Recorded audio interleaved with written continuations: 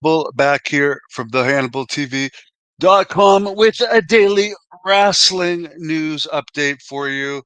Lots of news on this Sunday night. Derek Lewis, who has said he's in talks with WWE, also under the banner of TKO and UFC. Derek Lewis won by knockout last night, mooned the audience, and threw his jock strap at the press table.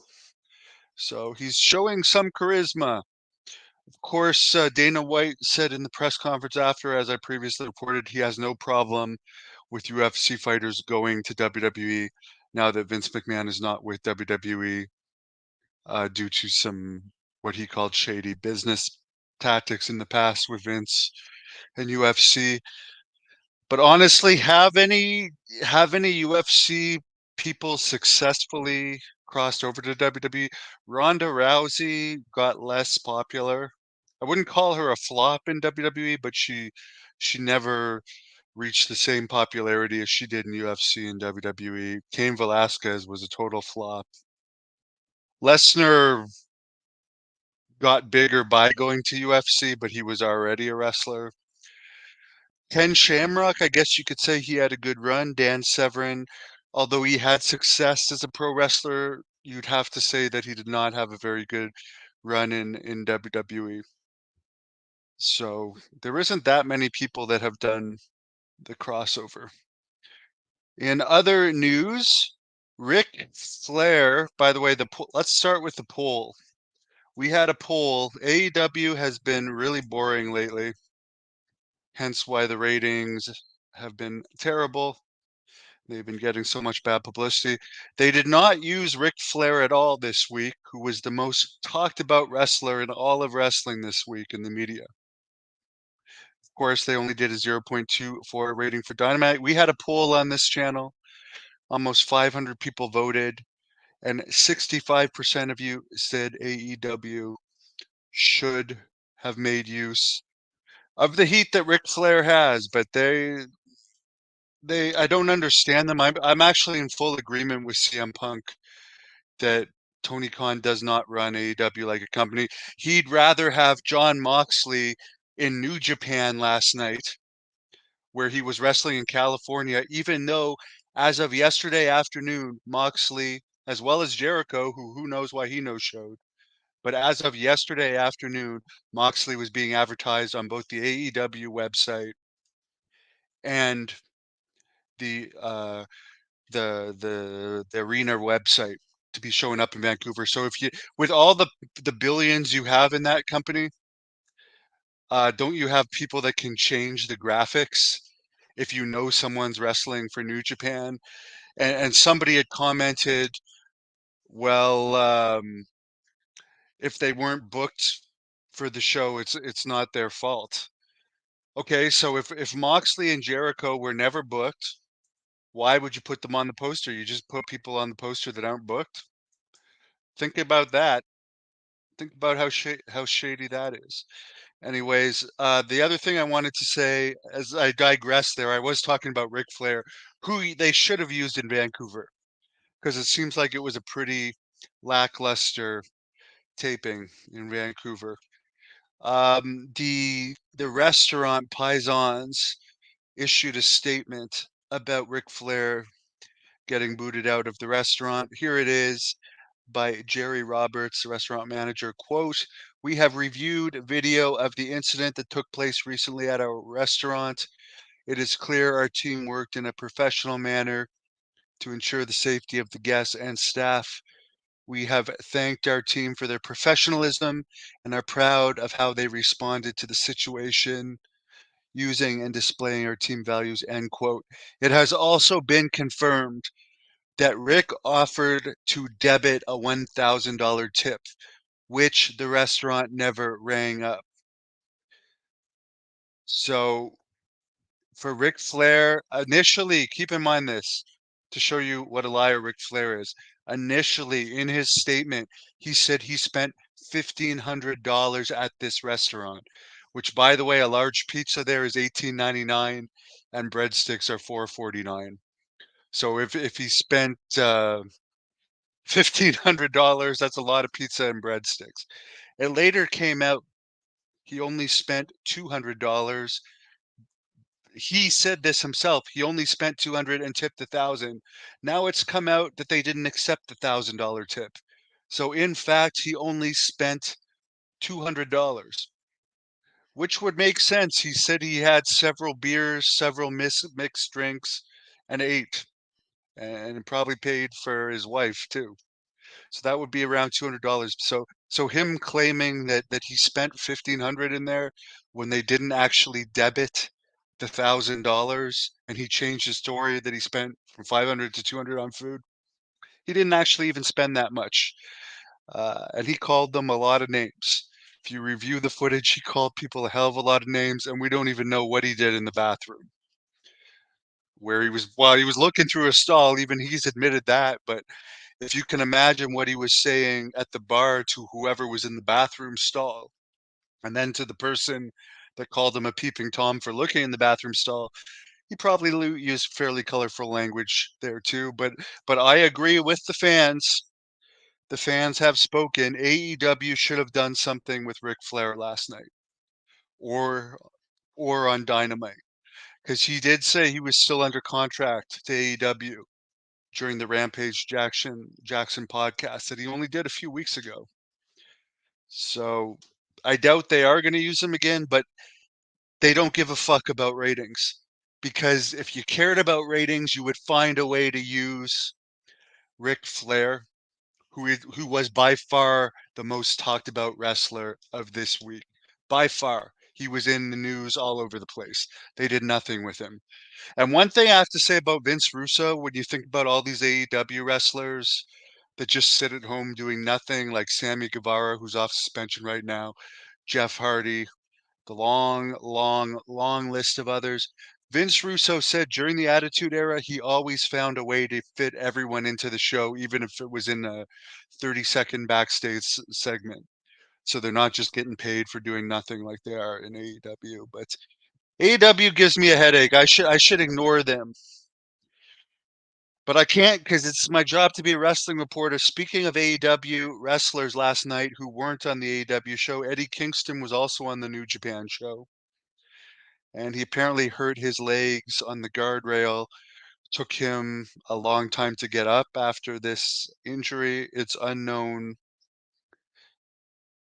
how severe the injury is. There's also a lot of talk this week still about the fan verbally offending the AEW wrestler in Edmonton that led to the fan and his son getting kicked out. My God, is there nothing better to talk about? Maybe I'm from the bar industry where I'm used to throwing people out and people calling me names, and I've been a heel all my life and not only been attacked but called tons of names. Why is everyone still crying over somebody getting name called at a wrestling show that's making hundreds of $1,000s a year? They're working for that company. I understand if it no one has quoted what was actually said, but at some point there it's just a fan saying something and he got kicked out. Nobody was hurt. Why are we still talking about this? As far as Mercedes Monet, she was ejected from a or she was throwing out the first pitch at a Boston Red Sox game, not ejected. She was throwing out a first pitch at the Boston Red Sox game yesterday, and they announced her on the PA as Sasha Banks and said she was the first woman to main event WrestleMania, which is false. Apparently, according to Dave Meltzer, it was Ronda Rousey, Charlotte Flair, and Becky Lynch. I stopped caring about WrestleMania long before that main event, so I couldn't tell you if that was accurate or not. But I'll trust Meltzer to say that Sasha Banks wasn't the first woman to main event WrestleMania. Thank you, Alfred. Well, I have been in the pro wrestling business as a wrestler since 2001, as a promoter since 2006, and as a reporter since like 2012. Ric Flair does need a chaperone.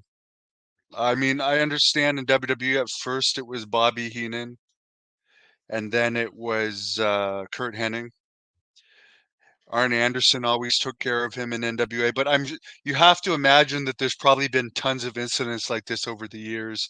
You just didn't hear about them before the internet, but he definitely needs somebody to like watch over him and get him out of those situations if he is going to continue drinking. And I'm not saying that as a bad, like everybody has their own problems. Everybody's got drunk and done stupid stuff in their lives. I have as well. And I wish I had had a chaperone in certain places. And sometimes I have had friends that have been like, "Okay, you've had too much. Let's get you out of there." But Rick needs someone like that if he's gonna go out and make a fool of himself like that. He should be smart enough to know in advance, maybe I should take somebody with me that's going to watch over me and get me out of those situations, or if they see people filming me and I'm still acting like this, like truly get me out of there. That's why a lot of UFC fighters have bodyguards, even though they're UFC fighters, to avoid getting them sued or making fools of themselves. Ivan Santos Wrestling has a digital media championship. I'm sure there I can't keep track of all the championships. At one point, both AEW and Ring of Honor, which is the same company, had two six-man tag team championships. That's how diluted their belts were. There's just far too many championships these days and so many companies out there, I can't keep track. The one I'll count as the most important championship in wrestling, I would say, is the one that Cody has right now. Which, by the way, I was thinking back to yesterday when I was doing my New Japan memories update for my draft book, which I talked about. You guys could look it up, part 23.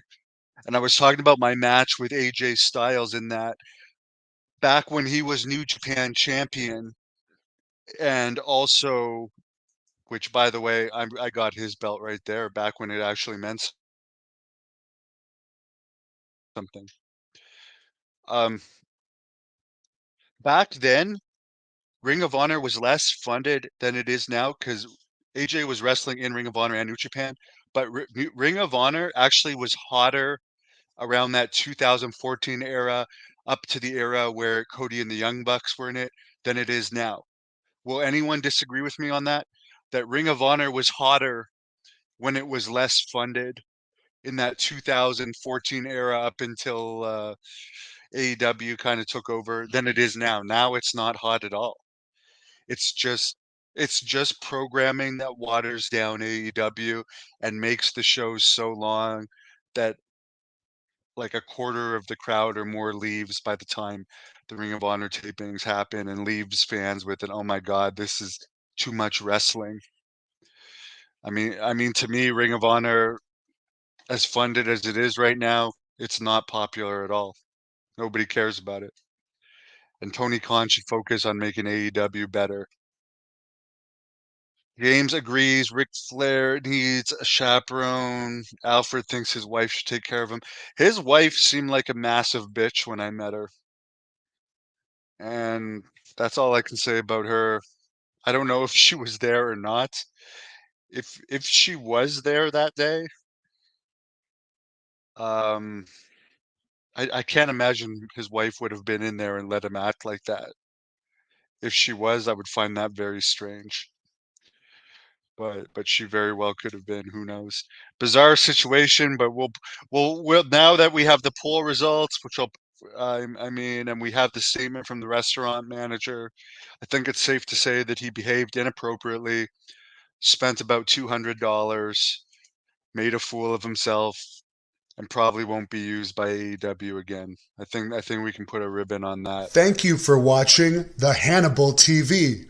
Please help me out and like this video, then click the subscribe and get notifications buttons so you don't miss any of my latest shoot interviews, match videos, or news.